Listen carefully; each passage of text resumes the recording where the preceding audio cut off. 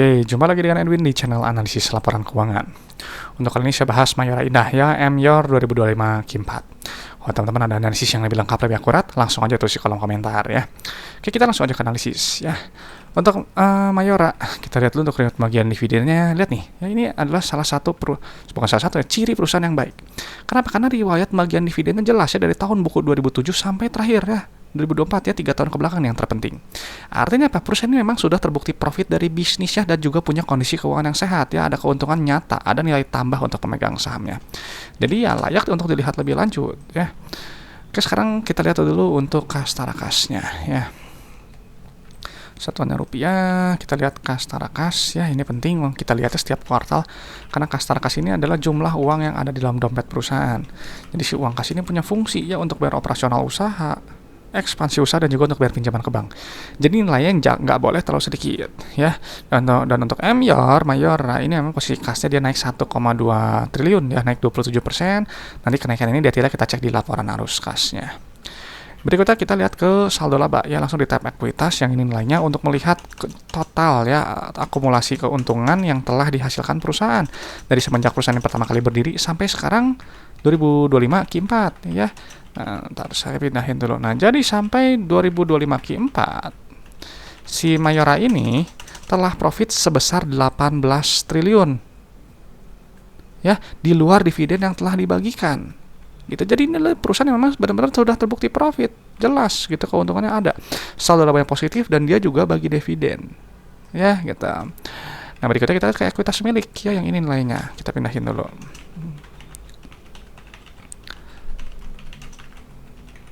Nah,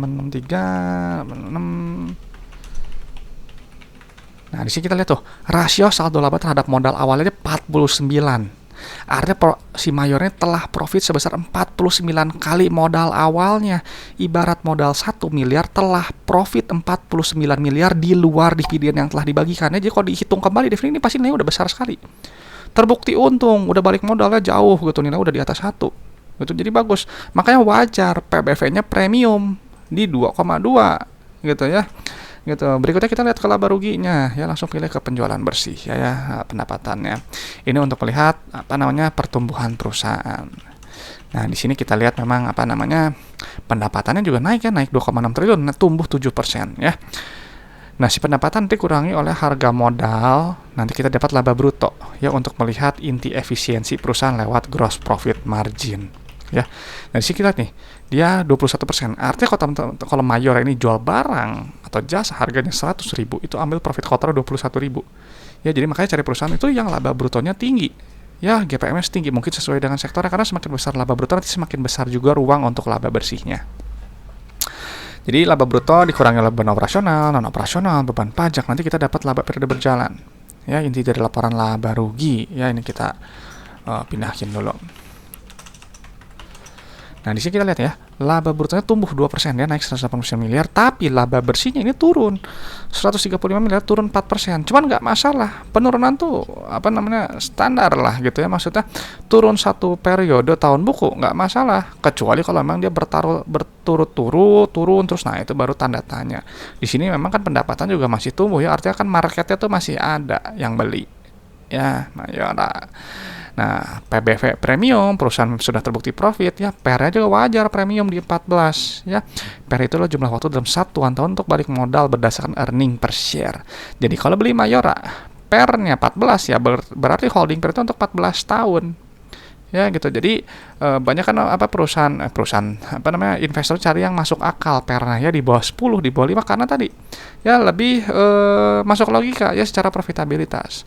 Dan juga pertanyaan klasik gitu ya, kenapa ya Pak ya kok perusahaan bagus harganya turun terus? Kalau bicara harga, pergerakan harga jangka pendek itu mekanisme pasar ya, simpelnya market menghendaki harganya turun terus gitu, simpel aja.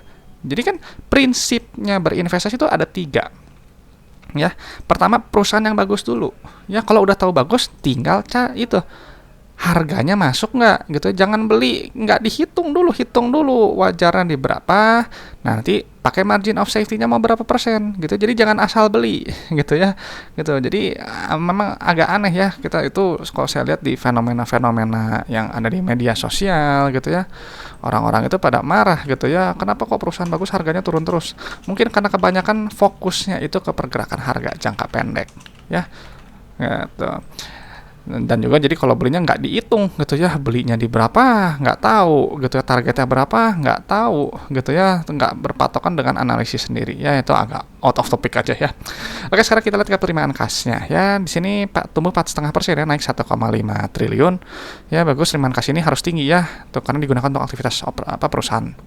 Nah, di sini rasionya bagus ya, 94% gitu, cuman mungkin agak kurang ideal ya, kalau bisa 95% ke atas ya, meskipun ini masih bagus ya di atas 90%. Jadi ibarat jual barang 100 juta, customer bayar 94 juta. Nah, 6 juta kurang itu berubah jadi piutang, nanti harus ditagih. Ya, gitu. Jadi tadi ya harus dikumpulkan si kas itu. Bayar operasional dulu, nanti kita dapatnya CFO yang ini nilainya. Ya, nah ini lihat nih, ini menarik. Kenapa menarik? Gitu. Karena gini, ya sebentar saya lihat dulu riwayat pemegang dividen benar kan 3 tahun ke belakang. Ya, nah, gini. Di tahun buku 2024 ini nilainya negatif. Artinya apa? Perusahaan itu uangnya habis untuk bayar operasional aja. Yang nggak menghasilkan uang tunai. Kalau yang sekarang ini bagus, udah perbaikan kinerja net CFO-nya.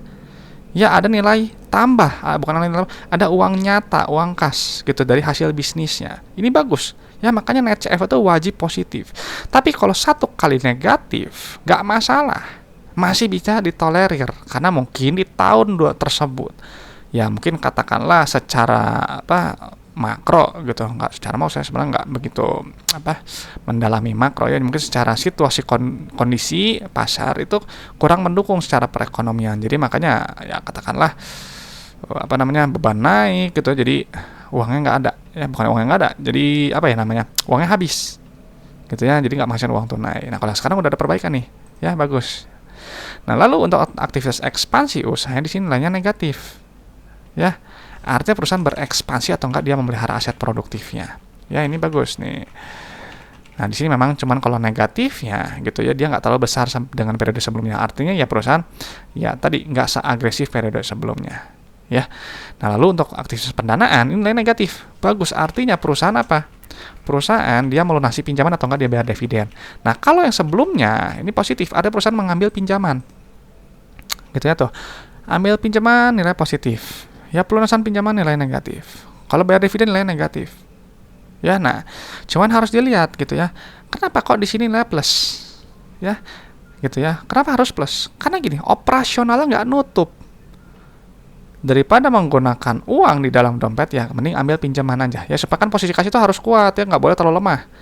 Gitu. Jadi dia ambil pinjaman gitu ya untuk membantu menutupi ekspansi usaha dan juga operasional. Maka di sini ada kenaikan kas tara kas. Nah, kalau yang sekarang gitu ya, polanya bagus, plus min dan ada kenaikan kas tara kas. Uang dari hasil yang dikumpulkan perusahaan gitu dari customer udah bayar operasional, ada sisa.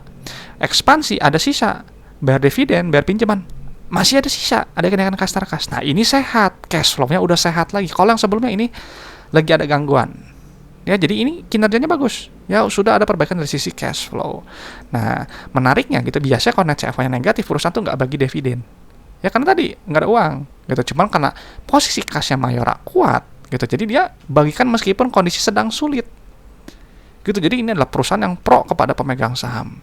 Ya, jadi ini bagus. Gitu, perusahaan yang baik. Gitu. Berikutnya ke resiko bisnis berdasarkan likuiditas dan solvensi.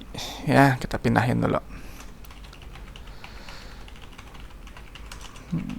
Oke, 949 gitu ya nih. Yang teman-teman harus tahu, ini yang saya biasa lakukan ini live ya, direkamnya live gitu. Jadi saya kadang reaksi yang saya muncul gitu ya memang apa adanya gitu ya. Karena saya juga belum baca laporan keuangannya gitu. Oke, di sini kita lihat untuk rasio lancar bagusnya di 3,38, rasio kas juga bagus nih di 0,9. Ya, jadi kewajiban lunas kurang diskon 6 triliun, uang di dompet 5,8 miliar, jadi ini bagus, bisa dengan mudah dilunasi sebenarnya, tipis gitu. Kalau yang sebelumnya memang dia agak lemah gitu ya, gitu. Jadi makanya perlu diperkuat gitu dengan ambilnya pinjaman. Nah lalu untuk short term debt-nya di sini kita pindahin aja angkanya 2745. Oke, sebentar ya. Ini utang bank jangka pendek, utang bank yang jatuh tempo, sama obligasi. Ya ini saya harusnya masukinnya 3 ya, tadi nggak kelihatan. Sekarang jam berapa ya? Oh, udah jam 10 ya, pantas.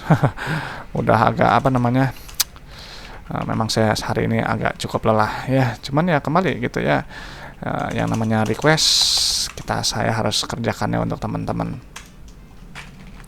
2745, terus utang bank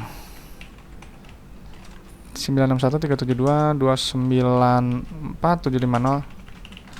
Oke ya, di sini kita lihat ya tuh short term debt lebih berkurang ya, bagus tuh, lihat nih rasio cost terhadap short term debt ini 2,1 ya, utang depan mata harus lunas kurang dari setahun dengan bunga gitu 2,7 triliun, uang di tempat 5,8 triliun ya, ini bagus, nggak ada masalah likuiditas di sini ya, ini bagus, sehat tuh, dan bahkan di yang periode sebelumnya juga ini masih sehat gitu ya, ini bagus gitu ya. Nah untuk jangka panjangnya kita pindahin dulu.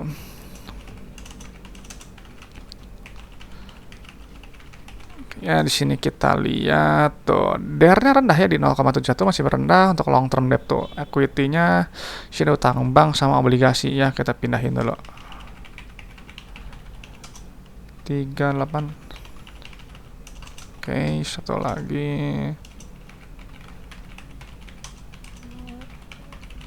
253 205. Oke ya, di sini kita lihat ya total debt memang ada kenaikan gitu, tapi untuk long term debt to equity masih terkendali ya, masih di 0,3 gitu. Nah jadi setelah dipindahkan si Mayora ya, saya rasa ini adalah perusahaan yang baik ya, karena dia riwayat bagian dividennya jelas ya, ini bagus nih, artinya perusahaan terbukti untung ya tadi, dan ada nilai tambah untuk pemegang sahamnya. Nah terus juga perusahaan juga telah profit sebesar 49 kali modal awalnya ya, jadi benar-benar udah terbukti profit. PBV-nya makanya wajar premiumnya di 2,2, PR juga premium di 14,2 ya. Nah secara cash flow ini bagus ya, udah sehat, sebelumnya karena ada problem gitu ya, sekarang udah teratasi ya, ini bagus, udah kembali sehat.